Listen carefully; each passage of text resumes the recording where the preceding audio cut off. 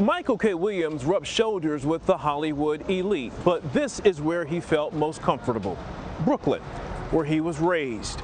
Word of his death devastated those who knew him very well, and even those who met him only once. Yet he left them with a long-lasting impression. It was like, no, you're kidding me.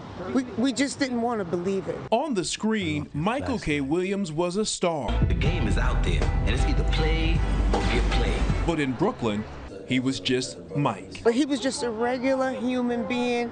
He was a fun-loving guy, and that's why it hurt us. Williams spent most of his life living in this East Flatbush housing complex.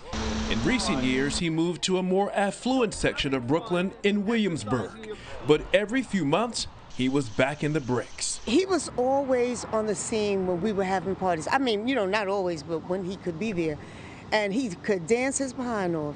Williams was a street hustler turned professional dancer, touring with the likes of superstar Madonna. I danced Crystal Waters. I danced for Technotronics. Then in 2002, he landed the role of Omar in the hit TV series The Wire. Omar was a gay, shotgun-carrying gangster who robbed drug dealers. Omar also had a pronounced scar on his face. Many believed it was there to make Omar look more authentic and tough. But in reality, Williams was slashed across his face when he was 25, trying to break up a fight. In The Wire, the character Omar loved Honey Nut Cheerios, and I just thought that was always part of his softer side. Chuck Webster left the box as a tribute to Williams. Williams would go on to star in other hit television shows like Boardwalk Empire and Lovecraft Country. He earned 5 Emmy nominations. But that was Michael K. Williams, the actor. Jeff Lindor knew Michael, the activist. I would say Michael K., is one of the most passionate person of community that I've ever met.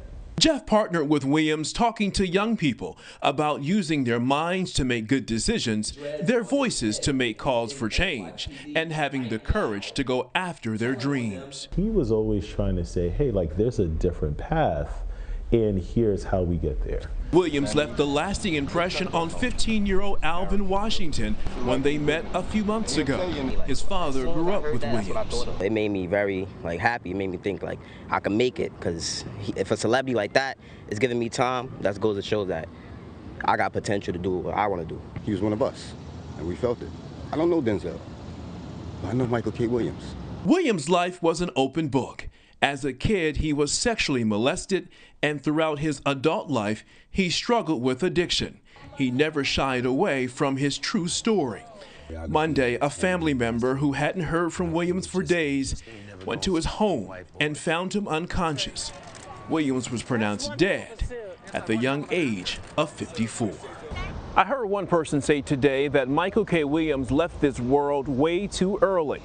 But she also said he spent his time on Earth well, chasing his dreams and also helping other young people realize their own. In Brooklyn, I'm Dre Clark for BNC.